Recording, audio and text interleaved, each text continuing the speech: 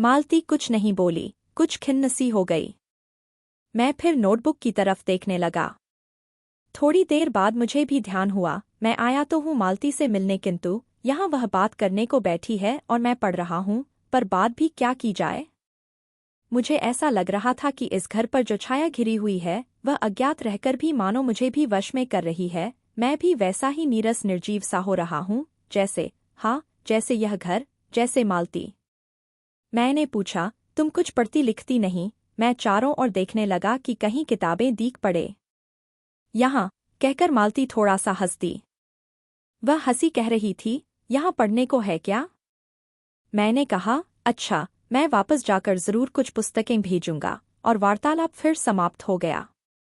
थोड़ी देर बाद मालती ने फिर पूछा, आई कैसे हो, लारी में? पैदल? इतनी दूर? बड़ी हिम्मत की। आखिर तुमसे मिलने आया हूँ। ऐसे ही आए हो? नहीं, कुली पीछे आ रहा है सामान लेकर। मैंने सोचा, बिस्तरा ले ही चलूं। अच्छा किया, यहाँ तो बस, कहकर मालती चुप रह गई, फिर बोली, तब तुम थके होगे, लेट जाओ। नहीं, बिल्कुल नहीं थका। रहने भी दो, थके नहीं, भला थके हैं? और तुम क्या करोगी? मैं बर्तन मांज रखती हूँ, पानी आएगा तो धुल जाएंगे। मैंने कहा, वाह, क्योंकि और कोई बात मुझे सूझी नहीं। थोड़ी देर में मालती उठी और चली गई, टिटी को साथ लेकर। तब मैं भी लेट गया और छत की ओर देखने लगा। मेरे विचारों के साथ आंगन से आती हुई बर्तनों के घिसने की खनखन ध्वनि मिलकर एक विचित्र एक स्वर उत्पन्न करने लगी, जिसके कारण मेरे अंग धीरे धीरे ढीले पड़ने लगे। मैं ऊँघने लगा। एकाएक वह एक स्वर टूट गया, मौन हो गया। इससे मेरी तंद्रा भी टूटी। मैं उस मौन में सुनने लगा। 4 खड़क रहे थे और इसी का पहला घंटा सुनकर मालती रुक गई थी। वही 3 बजे वाली बात मैंने फिर देखी, अब की बार उग्र रूप में। मैंने सुना, मालती एक बिल्कुल अनैच्छिक, अनुभूतिहीन, नीरस, यंत्रवत, वह भी थके हुए यंत्र के से स्वर में कह रही है, 4 बज गए, मानो इस अनैच्छिक समय को गिनने में ही उसका मशीन तुल्य जीवन बीतता हो, वैसे ही जैसे मोटर का स्पीडोमीटर यंत्रवत फासला नापता जाता है और यंत्रवत विश्रांत स्वर में कहता है, किससे कि मैंने अपने अमित शून्यपद का इतना अंश तय कर लिया। न जाने कब, कैसे मुझे नींद आ गई। तब 6 कभी के बज चुके थे, जब किसी के आने की आहट से मेरी नींद खुली और मैंने देखा कि महेश्वर लौट आए हैं और उनके साथ ही बिस्तर लिए हुए मेरा कुली। मैं मुंह धोने को पानी मांगने को ही था कि मुझे याद आया, पानी नहीं होगा। मैंने हाथों से मुंह पोंछते पोंछते महेश्वर से पूछा, आपने बड़ी देर की? उन्होंने किंचित ग्लानिभरे स्वर में कहा, हाँ, आज वह गैंग्रीन का ऑपरेशन करना ही पड़ा। एक कराया हूँ, दूसरे को एम्बुलेंस में बड़े अस्पताल भिजवा दिया है। मैंने पूछा, गैंग्रीन कैसे हो गया? एक कांटा चुभा था, उसी से हो गया। बड़े लापरवाह लोग होते हैं यहाँ के। मैंने पूछा, यहाँ आपको केस अच्छे मिल जाते हैं? आय के लिहाज से नहीं, डॉक्टरी के अभ्यास के लिए। बोले, हाँ, मिल ही जाते हैं। यही गैंग्रीन, हर दूसरे चौथे दिन एक केस आ जाता है, नीचे बड़े अस्पतालों में भी। मालती आंगन से ही सुन रही थी, अब आ गई, बोली, हाँ, केस बनाते देर क्या लगती है? कांटा चुभा था, इस पर टांग काटनी पड़े, यह भी कोई डॉक्टरी है? हर दूसरे दिन किसी की टांग, किसी की बाह काट आते हैं, इसी का नाम है अच्छा अभ्यास।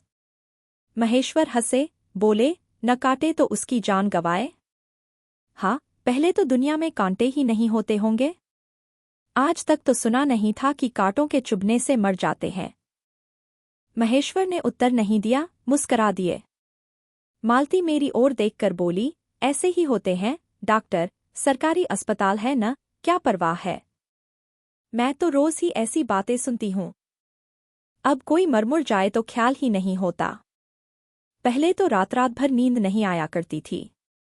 तभी आंगन में खुले हुए नल ने कहा, टिप टिप टिप टिप टिप टिप टिप।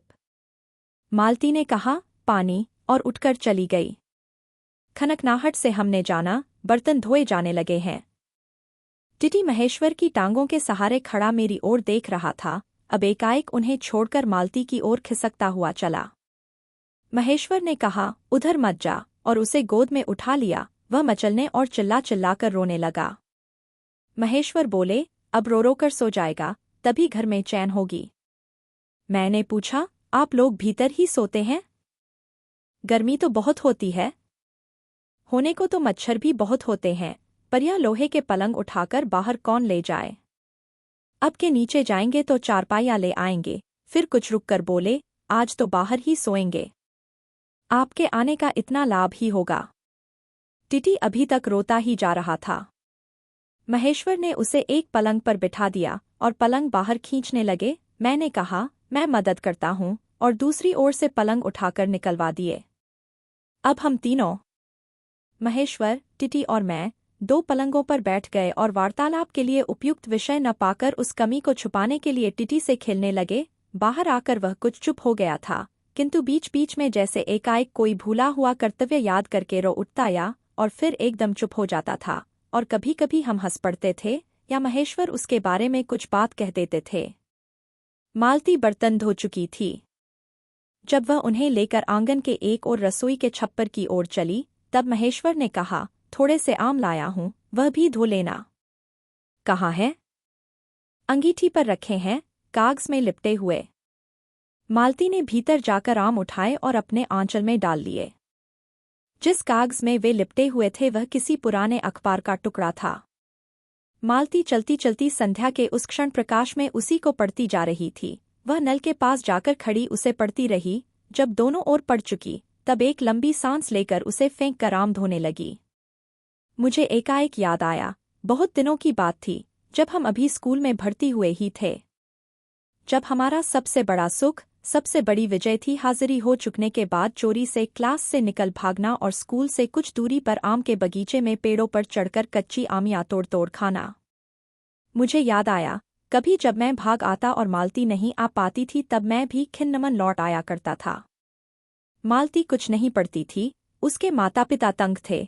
एक दिन उसके पिता ने उसे एक पुस्तक लाकर दी और कहा कि इसके 20 पेज रोज पढ़ा करो, हफ्ते भर बाद मैं देखूं कि इसे समाप्त कर चुकी हो, नहीं तो मार मार कर चमड़ी उधेड़ दूंगा।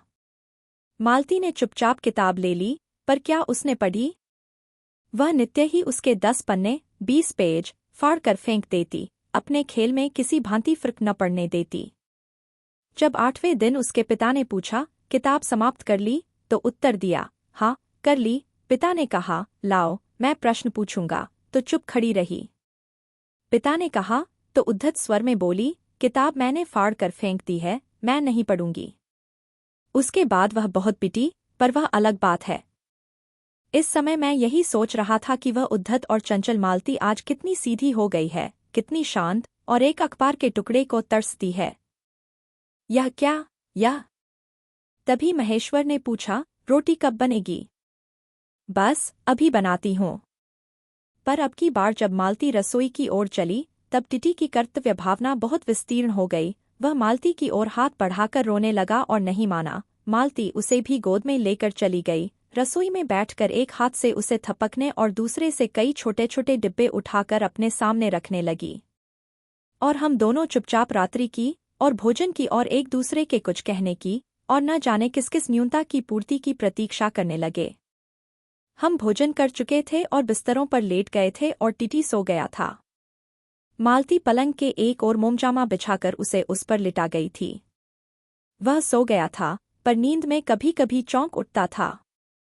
एक बार तो उठकर बैठ भी गया था, पर तुरंत ही लेट गया।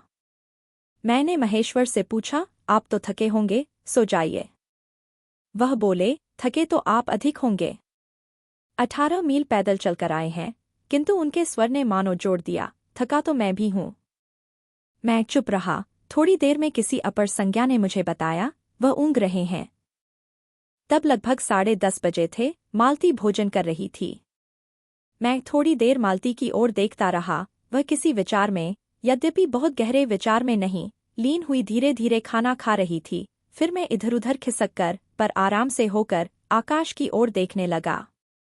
पूर्णिमा थी, आकाश अनभ्र था।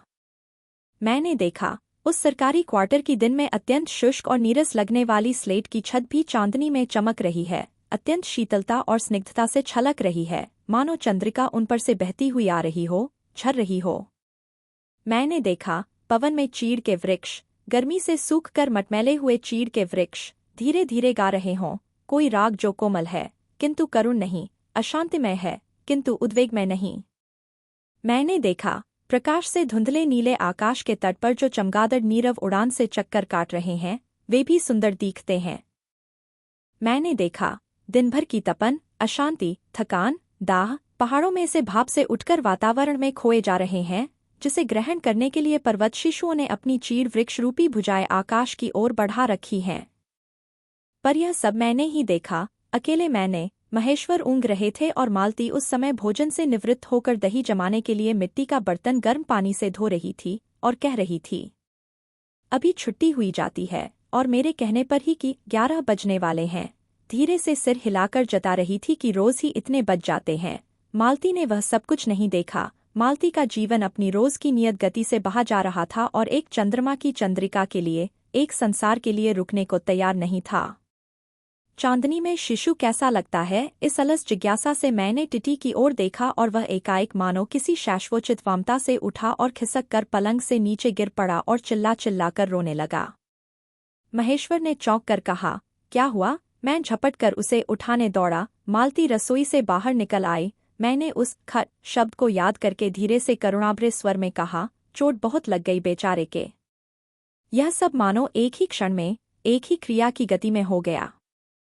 मालती ने रोते हुए शिशु को मुझसे लेने के लिए हाथ बढ़ाते हुए कहा, इसके चोटें लगती ही रहती है, रोज ही गिर पड़ता है। एक छोटे क्षण भर के लिए मैं स्तब्ध हो गया। फिर एकाएक मेरे मन ने, मेरे समूचे अस्तित्व ने विद्रोह के स्वर में कहा, मेरे मन न भीतर ही बाहर एक शब्द भी नहीं निकला, माँ, युवती माँ, यह तुम्हारे हृदय को क्या हो गया है, जो तुम अपने एकमात्र बच्चे के गिरने पर ऐसी बात कह सकती हो, और यह अभी, जब तुम्हारा सारा जीवन तुम्हारे आगे है। और तब एकाएक मैंने जाना कि वह भावना मिथ्या नहीं है। मैंने देखा कि सचमुच उस कुटुंब में कोई गहरी भयंकर छाया घर कर गई है। उनके जीवन के इस पहले ही यौवन में घुन की तरह लग गई है। उसका इतना अभिन्न अंग हो गई है कि वे उसे पहचानते ही नहीं, उसी की परिधि में घिरे हुए चले जा रहे हैं। इतना ही नहीं, मैंने उस छाया को देख भी लिया। इतनी देर में पूर्ववत शांति हो गई थी। महेश्वर फिर लेटकर ऊँघ रहे थे। टिटी मालती के लेटे हुए शरीर से चिपटकर चुप हो गया था, यद्यपि कभी एक आध सिसकी उसके छोटे से शरीर को हिला देती थी। मैं भी अनुभव करने लगा था कि बिस्तर अच्छा सा लग रहा है। मालती चुपचाप ऊपर आकाश में देख रही थी, किंतु क्या चंद्रिका को या तारों को। तभी 11 का घंटा बजा। मैंने अपनी भारी हो रही पलकें उठाकर अकस्मात किसी अस्पष्ट प्रतीक्षा से मालती की ओर देखा। 11 के पहले घंटे की खड़कन के साथ ही मालती की छाती एकाएक फफोले की भांति उठी और धीरे धीरे बैठने लगी, और घंटाध्वनि के कंपन के साथ ही मुख हो जाने वाली आवाज में उसने कहा, 11 बज गए।